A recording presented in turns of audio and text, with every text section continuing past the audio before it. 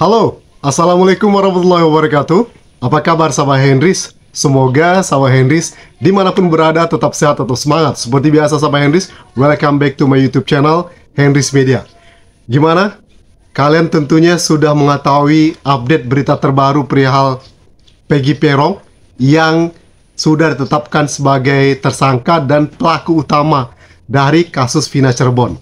Apakah kalian setuju kalau Peggy Peron yang ditangkap polisi itu adalah sebagai pelaku utama dari kasus Vina Cirebon? Komen di bawah guys ya. Halo Bapak Kapolda Jawa Barat, halo Bapak Direktur Tindak Pidana Umum Polda Jawa Barat. Banyak netizen senang setelah salah satu dari DPO kasus pembunuhan Vina telah tertangkap, yaitu Peggy atau Peron. Namun belakangan ini ada ribuan netizen yang komen di Instagramnya Hotman Paris yang menanyakan apakah itu asli Peggy atau Peron atau apa. Banyak yang berpertanyakan seolah-olah bukan itu pelakunya, tapi seolah-olah dibuat. Saya percaya bahwa itu adalah Peggy dan Peron, dan saya yakin cara kerja dari Polda Jawa Barat. Saya percaya cara kerja Polda Jawa Barat. Namun ada baiknya apabila Kapolda Jawa Barat memerintahkan agar dilakukan konferensi pers secara terbuka dengan menampilkan secara fisik orang DPO yang tertangkap tersebut, agar masyarakat bisa menilai apakah itu asli Peggy atau Peron. Hotman 911. Dan ini makin heboh saja kasus ini. Kenapa? Karena beredar di media sosial itu sketsa wajah yang diduga salah seorang pelaku dari 4 DPO, tapi satu DPO ini terkesan disembunyikan, yang bernama Panji. Apakah ini pelaku utama yang disembunyikan tersebut? Kabarnya pelaku utama ini diduga dilindungi orang kuat. Ada petinggi Polri, ada yang mengaitkan juga katanya cucu jenderal. Apakah benar? Disimak sampai selesai sahabat Henrys ya. Tapi bagi kalian yang baru mampir ke channel YouTube Henrys Media ini, jangan lupa ya, support channel ini dengan tekan tombol subscribe di bawah, like, komen, dan juga share ke media sosial sahabat Henrys semua. Thank you so much. Oke, ini info terbarunya kalau polisi sudah menetapkan Peggy Peron yang kemarin ditangkap, heboh banget. Rumahnya sudah digeledah, rumah neneknya, dan membawa barang bukti. Kabarnya itu ijazahnya atau apanya gitu. Jadi barang buktinya ini tidak nyambung dengan kejadian. Ada yang bilang mau ngelamar kerja, kayak gitu ya. Jadi kayak map-map gitu yang dibawa gitu ya. Kan kalau biasanya kalau barang bukti terjadi pembunuhan, kalau sesuai dengan cerita tersebut, mungkin apakah itu jaket yang dipakainya, pakaian yang dipakai saat terjadi peristiwa, motornya. Nah, kabarnya motornya ini 2016 sudah disita oleh polisi. Tapi ya itu tadi, salah tangkap bebas lagi.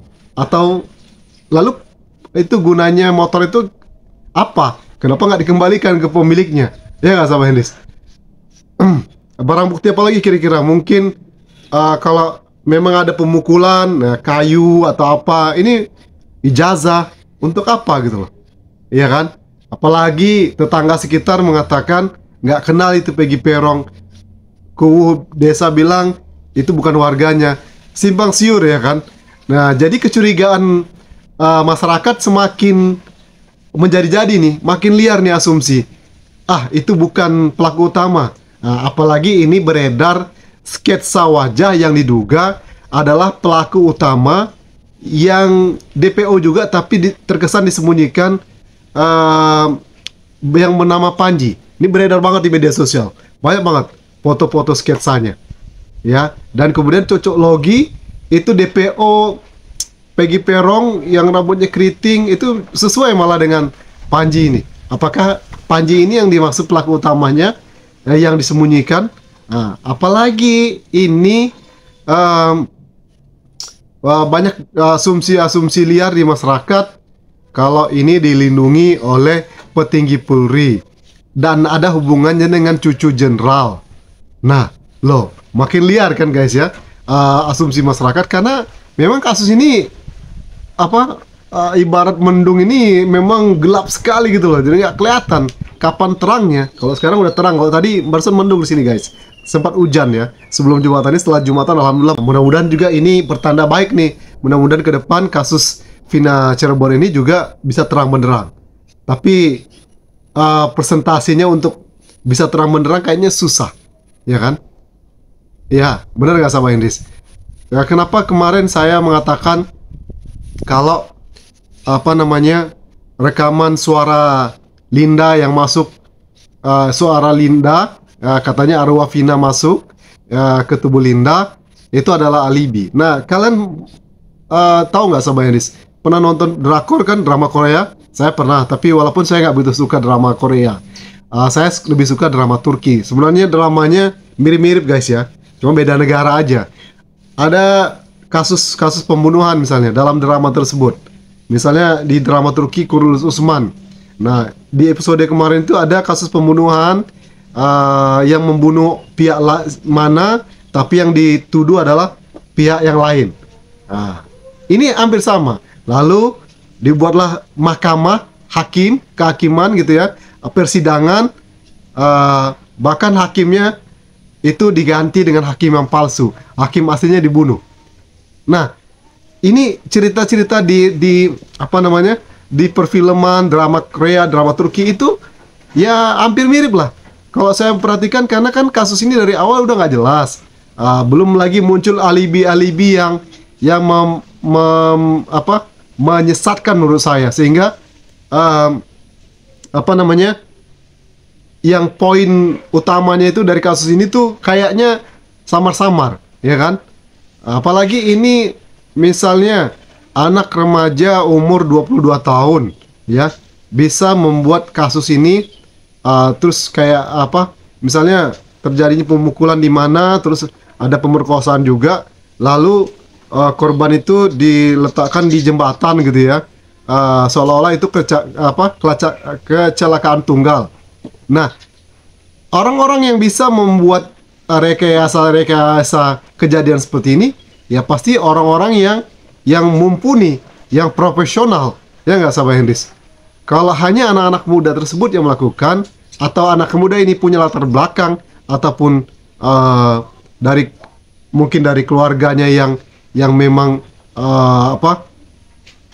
bisa mengerti hal-hal seperti ini kan. Kalau warga-warga biasa seperti kita kayaknya nggak mungkin kan. Kalau ada masalah paling berantem aja gitu di situ ya. Ya nggak sama Iris. Tidak mungkin ada rekayasa begitu ya. Rekayasa kasus. Benar nggak sama Iris? Pasti ada skenario yang dibuat, di alibi yang dibuat, pasti orang yang mengerti. Nah, ditambah lagi nih, warganet, netizen itu mulai ngulik-ngulik nih, sosok-sosok, mengait-ngaitkan sosok petinggi-petinggi Polri, ya kan? Bahkan ada sampai warganet mengatakan cucu jenderal, sehingga kasus ini sangat susah untuk diungkapkan ke publik, ya, kasus sebenarnya. Contohnya saja kan, kita perhatikan dulu Mahkamah Agung, terjadi kebakaran di Mahkamah Agung, yang menjadi sasaran pelaku utama juga kuli bangunan, hampir sama kan. Jadi rakyat kecil yang disalahkan gitu loh, terkesan disalahkan, padahal pelaku utamanya itu mungkin yang aktor intelektualnya adalah punya kepentingan di situ. Seperti kasus Sambo, ya kan? Awalnya kan dari rekayasa kasus itu ya, hanya ketahuan kalau itu memang terjadi pembunuhan, bukan tembak menembak. Nah, logikanya yang mengerti atau bisa membuat kasus ini jadi seperti ini, itu kira-kira orang yang mengerti tentang kasus, tentang kriminal. Ayo, pasti jalan pikiran teman-teman sama dengan saya. Siapa lagi kalau kita yang awam ini nggak ngerti, ya kan? Nggak ngerti bagaimana itu, ya kan? Jadi dikaitkanlah dengan salah seorang petinggi Polri, ya. Dan kabarnya kemarin saya baca-baca di Tempo, ex Kapolresta Kota Cirebon itu angkat suara perihal kasus ini. Kalau nggak salah ini beliau ini menjabat sebagai Kapolres. Saya coba cari informasi apakah saat dia menjabat itu kasus ini terjadi atau setelahnya. Tapi kalau saya perhatikan dia menjabat itu pas tahun 2016. Tapi apakah kasusnya itu pas saat kasus terjadi atau setelahnya? Wallahu alam. Sampai saat ini saya belum bisa memastikan. Kalau kalian tahu informasinya komen di bawah ya guys ya. Kira-kira dia menjabat saat kasus terjadi atau bukan? Oke? Nah, dikait-kaitkanlah ya. Kalau menurut saya, kalau mau kasus ini bisa selesai terang benderang, dibuka kembali. Lalu para pejabat yang terlibat dalam kasus ini, baik itu kepolisian, kehakiman, saksi, dan juga para pelaku, itu dibuka kembali ya. Sehingga kemungkinan bisa terang benderang. Dan jangan sampai ada intimidasi dari pihak-pihak yang berkepentingan. Benar nggak sahabat Hendris? Kalau tidak, apalagi ini kan seolah-olah sekali lagi DPO yang jadi DPO tersangka utama itu yang disampaikan ke publik ya, orang bawah. Logikanya saja sekali lagi, geng motor, kabarnya ketua geng motor punya motor ya, kabarnya motornya Kawasaki. Tentu yang bisa membeli Kawasaki pada tahun 2016 itu, kalau hanya anak petani biasa kayaknya nggak sanggup deh. Sedangkan tahun 2024 ini aja mungkin ya menengah ke atas ya nggak? Apalagi tahun 2016. Yang mampu membeli Kawasaki itu pasti punya latar belakang ekonomi yang mampu. Setuju nggak sahabat Hendris? Dan menjadi ketua misalnya ya. Jadi makanya kecurigaan netizen itu liar sedemikian rupa melihat kasus ini. Benar nggak sahabat Hendris? Ya, benar ya. Nah, bagaimana menurut kalian sketsa wajah ini yang diduga adalah sosok pelaku utamanya? Kalian kira-kira sepaham dengan sketsa wajah ini?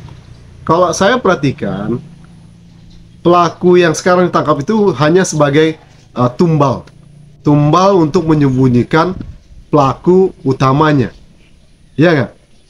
Yang bisa mampu menyembunyikan pelaku utama dan membuat alibi di kasus ini tentu orang yang punya kepentingan dan orang yang kuat, ya nggak? Benar nggak sahabat Hendis?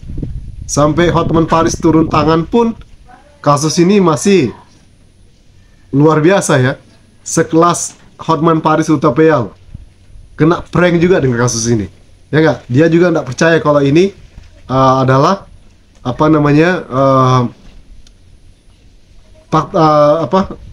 pelaku utama. Bahkan ex Kabar Reskrim juga mengatakan 3 DPO itu fiktif belaka, hanya memuaskan mungkin publik atau apa, ya kan? Kalau menurut saya, one more time saya bilang, buka kasus ini baik lagi. Kemudian yang terlibat pada kasus ini, yuk libatkan lagi ya, biar terang benderang. Kalau enggak ya begini terus. Jadi jangan salahkan masyarakat membuat asumsi-asumsi liar kasus ini. Benar nggak sahabat Hendis? Ya, karena memang kasus ini buram, nggak jelas. Masyarakat nggak puas dengan kasus ini. Karena kinerja kepolisian dipertanyakan lewat kasus ini. Ya, kalau kasus ini ada kejelasannya, ada titik terangnya, terus nggak ambigu, ya, dengan alibi-alibi yang macam-macam, insya Allah kasus ini bisa selesai. Benar nggak sahabat sini? Oke, itu sampai ini kita tunggu nanti update selanjutnya, ya. Mudah-mudahan ini ada titik terang, walaupun kecil kemungkinan, tapi kita tetap optimis ya kan. Mudah-mudahan saya sahabat Indonesia. Itu saja video kali ini sahabat. Thank you for your attention. One more time, don't forget to subscribe, like, comment, and share. See you in the next video. Wassalamualaikum warahmatullahi wabarakatuh. Bye bye.